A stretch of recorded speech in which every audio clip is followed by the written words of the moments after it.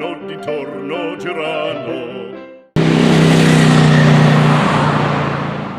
Delle belle turbando al riposo, Narcisetto a dolcino d'amor. Delle belle turbando al riposo.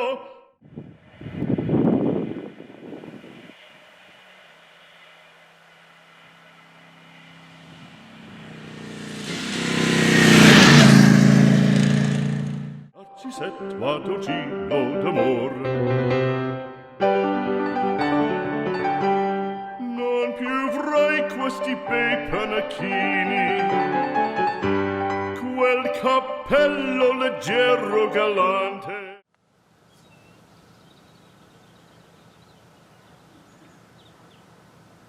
Afternoon everybody.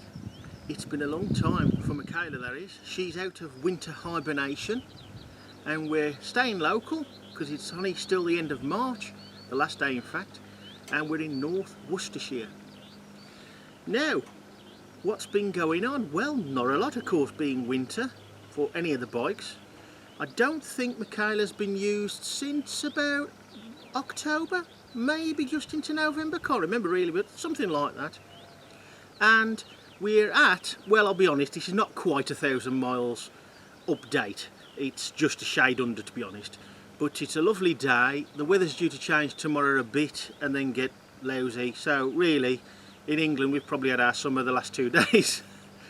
But Michaela's been pretty decent today. I did let the battery go flat, unfortunately, but jump-started her off my Bullet Trials replica, Royal Enfield Bullet Trials replica, Johnny. To be honest, I think the battery on that could probably start my Land Rover, with a little bit of assistance perhaps. But anyway, got her going and fine, no problems there. But it does have a very small battery, and I think I've got a picture which I'll show you if I have. If not, you'll just have to bear with me on that one. But it's underneath the cover here, and it's about as big as half a sandwich. Whilst it is pretty good if it's near to fully charged or fully charged, once it gets to sort of 10.5, no way will it turn this really, very slightly. So you do have to keep an eye on that if you're going to leave it connected and if you're going to leave the bike standing. I've got new boots. I've got some Frank Thomas, what are they? Qualifier GP. They weren't very expensive, bought them last year. They was a bit stiff. I rammed some socks into them to stretch them a little, and they're pretty nice now. I've had to chuck my Siddies away, so I can't compare the height, which is where I'm coming to with Michaela. I had my Siddies for 18-19 years when I had my VTR 1000 SP2, and they're well gone now. I've used them well beyond their service life, if you like, and you know, a good wind had blown them away, so they've had to go, so I can't compare. But one of the things with the foot pegs on this, a lot of bikes, when you're manoeuvring them around, you catch your calves on them. The Royal Enfield Interceptor 650, the GT 650 are the same. They're not too bad, but I noticed it more with the new boots, so maybe the new boots are perhaps an inch lower on height than the old Siddies, who knows. These do dig in a little bit, and oh, maybe they might bruise your calf. It's a little painful at times if you're a bit, shall we say, aggressive. But I'd rather have that, both feet down and the odd bruise occasionally, than drop the bike.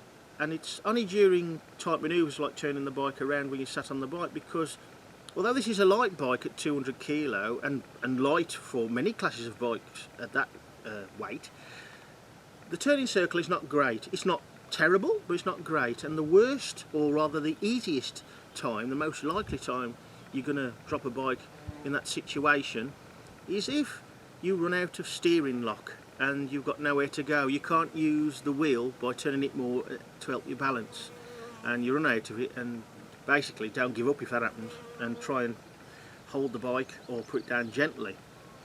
But it may be the boots that's caused that, the new boots. Riding position after near enough 1,000 miles, same as before, very nice on your legs and your feet and your ankles and your knees. It's quite roomy. It is a bit wristy, no surprise there. As for the things that or some of the things I've never had on the bikes I've had before, I mean, this is 20 years difference, even almost 20 years difference from the SP2. But things like the quick shifter, if the clutch was a bit lighter, I wouldn't use it at all.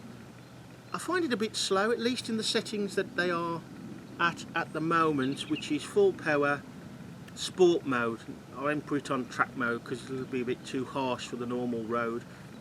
It's okay as long as you remember you've got a quick shifter, because if you've got your toe on that lever even lightly, it'll sense it, and of course it cuts the ignition very slightly. So I think I said this before, and I have caused myself to have a little bit of a higher voice for a while with my knackers on the tank occasionally when that's happened, and of course it makes the ride a bit lumpy because you don't actually change gear, so you've got to remember that. It would be nice to get rid of it. I don't know if you can switch it off actually and try it that way, but it is a bit of a heavier clutch than normal, so you know, it's one of the things, oh, don't fix one, ain't broke really. It's one of them things that the next person will probably prefer and another person can't stand it. I haven't messed with any of the suspension. I'll perhaps tweak the front slightly softer for the roads maybe, but it's very close to being fine for normal riding. It's a little bit weird, I suppose, after doing these miles, although it's been a while and I've only done about 50-60 miles all in the last couple of days. It doesn't take you too long to get back into the zone. I don't think you'll ever be at one with the bike because the level is so high. Not on the normal roads, on a track of course, but with a different kettle of fish. And it's took a while to get used to it more, but once you sort of get there, it doesn't take you so long to get back into the swing of things, if you like.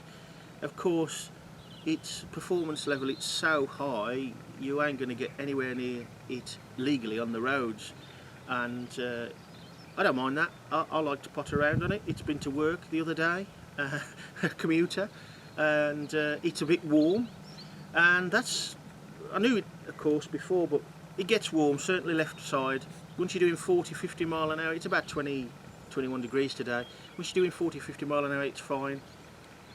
Those of you who've had an old Daytona with the original regulator, which was under the seat on the right here, you might find it's about the same heat. Arguably, the Daytona's probably a little bit more. But if you've still got your original rectifier regulator on one of those, you're very lucky. But it's going to go sooner or later. I hope you can see this here, but can you see this line here? Just here, it may help if I shade it or not. There's a bit of a line there, a mark. Now, I thought that was like a mark you get on some bikes, certainly on the Royal Enfields, when they've perhaps torqued up a bolt and they put a line through it with some sort of pen, usually different colours, to say it's been done, I presume. And I thought this was the case on here. And then I got to looking and I thought, no, there's nothing there to check, if you like. So what's that?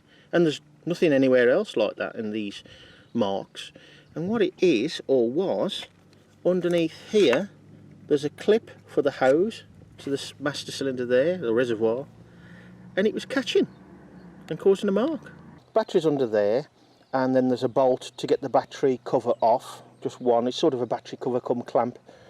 Well, this idiot with the camera thought, be very careful taking the bolts out, because there's some very small, well, small, about 10mm across, plastic washers.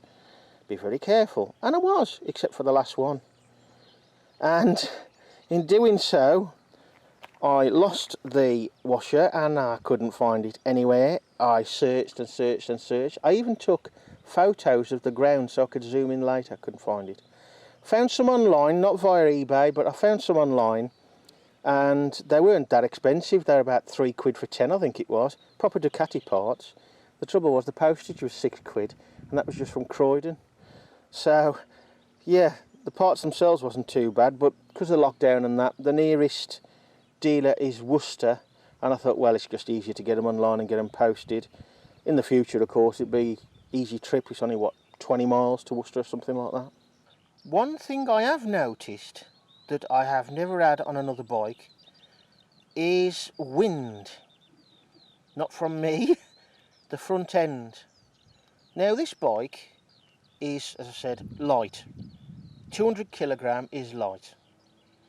But of course most of the mass is the engine, which it always is, but the rest of the bike being so light and not having a frame, I think you do notice the fact that most of the weight's in more or less one place, which is sort of stating the obvious, but it seems more noticeable. Whether that's got anything to do with the front wheel and wind, I don't know. Is it the fact that the front end's lighter than I'm used to, and therefore more affected? Or is it what I think is the case myself? Look at that brake disc.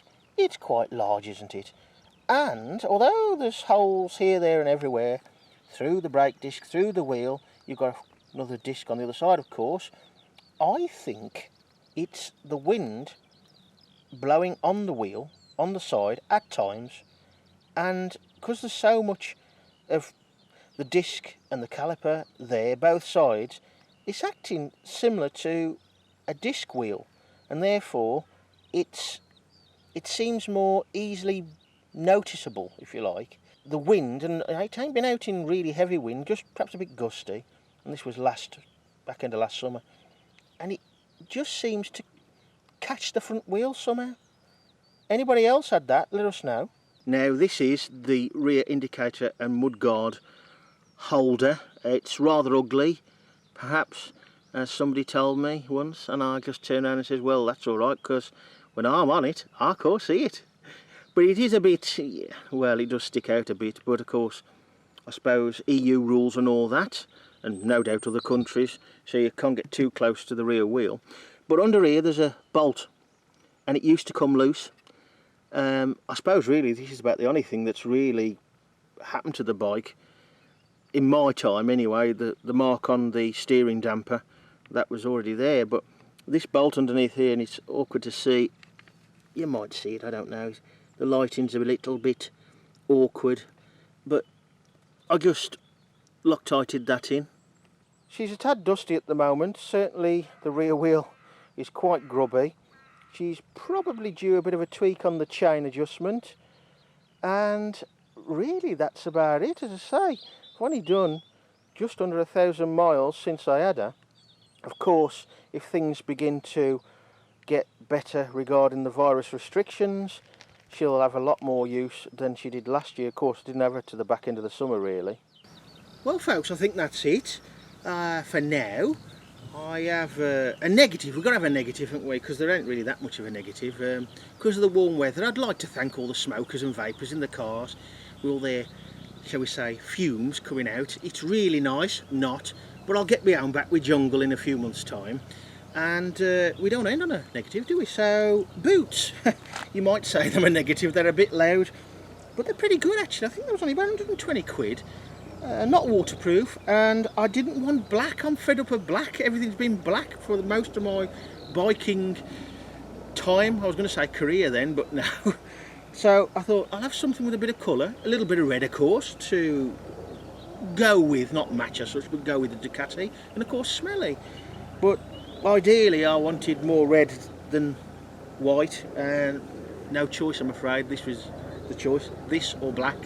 But they're alright, so far so good. It was only about 50-60 miles, so we'll see. But comfortable enough, nice to walk around with. A little bit stiff of course, but they're still new. And I think that's about it folks. So for now, watch yourselves. Don't go too far and spoil it for everybody. But enjoy yourselves, and I'll see you again soon. Quella chioma, quell'aria brillante, quel vermiglio d'onesco color, quel vermiglio d'onesco color. Non più frai quei pennacchini, quel cappello, quella chioma, quell'aria brillante. Non chiudrai farfalloni amoroso, notte e giorno di torno girando, delle belle turbando a riposo, Narcisetto a dolcino d'amor, delle belle turbando a riposo.